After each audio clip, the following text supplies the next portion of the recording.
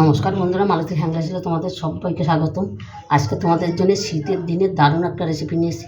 এটা হচ্ছে আমার মায়ের হাতের রেসিপি। এটা বহুদিনের আগের রেসিপি, আমার মা করে খাওয়াইতো, তাই ভাবলাম আজকে আমিও শেয়ার করি। এখানে নিয়েছি শোল মাছ।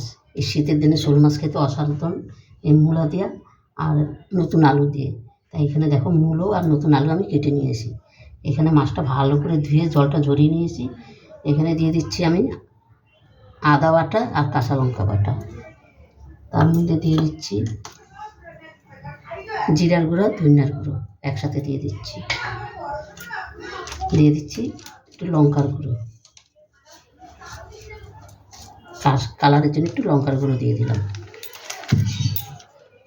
দিয়ে দিলাম হলুদ, দিয়ে দিলাম এখানে একটা বড় সাইজের টমেটো বাটা।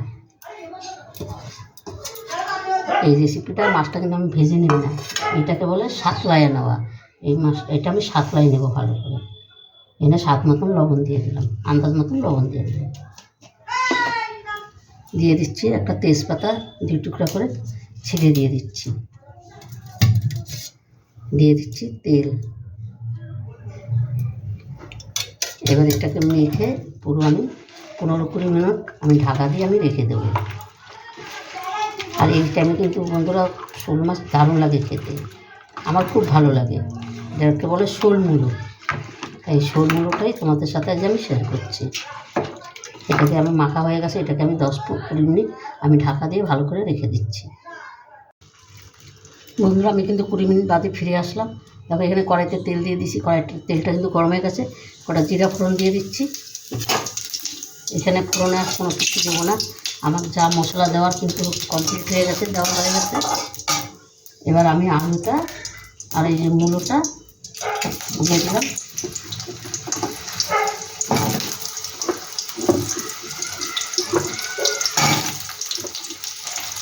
এইভাবে একবার শীতের দিনে বন্ধুরা এরকম শোল মূলো খেয়ে দেখলে অসাধারণ লাগে কিন্তু।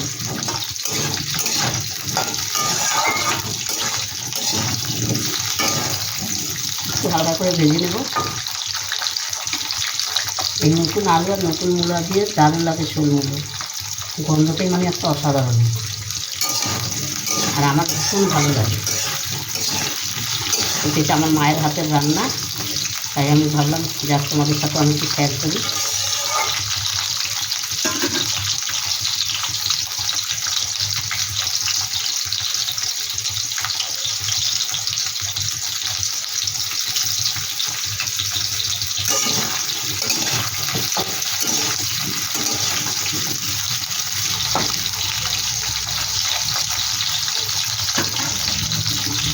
এবার আমি দিয়ে দিচ্ছি মাছটা ভালো করে আমি সাতলাই নিই। এটাকে বলে সাতলানো। আগের দিনের লোকেরা বলতো সাতলানো, তাই আমিও সেটাই বললাম সাতলানো। একটু ঢেকে ঢেকে আমি সাতলাই দিই, তাহলে বেশ সুন্দর একটা ভাজা ভাজা টাইপের হয়ে যাবে।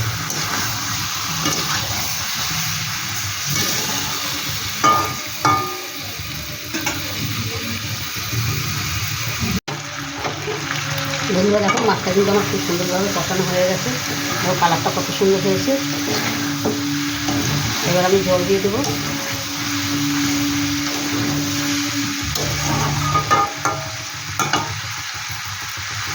এই মশলা দেওয়ার বাটিটা দিয়ে আমি জলটা দিয়ে দিচ্ছি। আর এটা কিন্তু একদম কষা কষা করে না, এই ঝোলটা কিন্তু একটু পাতলাই রাখে, তাই একটু আমি বেশি করে জল দিয়ে দিলাম।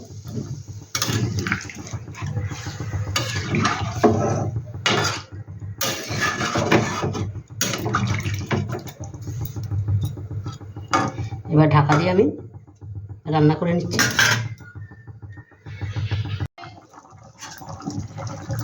বন্ধুরা দেখো মাছটা কিন্তু আমার পুরো রান্না রেডি হয়ে গেছে। আর দেখো মূলাগুলো কত সুন্দর সিদ্ধ হয়ে গেছে, দারুণ সিদ্ধ হয়ে গেছে পুরো কেটে। বন্ধুরা রেসিপিটা ভালো লাগলে তোমরা লাইক করে শেয়ার করবে, বেশি বেশি করে শেয়ার করবে। আমার ইউটিউবে নতুন বন্ধুরা থাকলে প্লিজ আমার চ্যানেলটা একটা সাবস্ক্রাইব করে দিবে। আলুগুলো খুব সুন্দরভাবে সিদ্ধ হয়ে গেছে। এটার মধ্যে বললাম একটু ঝোলটা একটু বেশি রাখবো, তাই একটু ঝোলটা বেশি রেখেছি। বন্ধুরা রেসিপিটা কেমন লাগলো অবশ্যই তোমরা এইভাবে একবার করে খেয়ে দেখবে, দারুণ লাগে, দারুণ লাগে। ওই দেখো বিড়ি ঘুম ফাটাচ্ছে, একটু ধনেপাতা কুচি দিয়ে দিলাম। অন্তপক্ষে এবার এইভাবে করে খেয়ে দেবে বন্ধুরা, অসাধারণ লাগে কিন্তু। এই মূলো, শোল মূলো, এটাকে বলে শোল মূলো। এই শোল মূলোটা রান্না করে খেয়ে দেবে, অসাধারণ, দেখতে অসাধারণ, খেতে অসাধারণ। তো বন্ধুরা রেসিপিটা ভালো লাগলে অবশ্যই তোমরা লাইক করবে, শেয়ার করবে। বেগুন ফাটাচ্ছে বন্ধুরা, কিছু মনে করবে না, বাচ্চা তো। তো বন্ধুরা আজকে আসছি, কালকে আবার দেখা হবে নতুন কোনো রেসিপি নিয়ে। তোমরা ভালো থেকো, সুস্থ থেকো, টাটা, বাই বাই।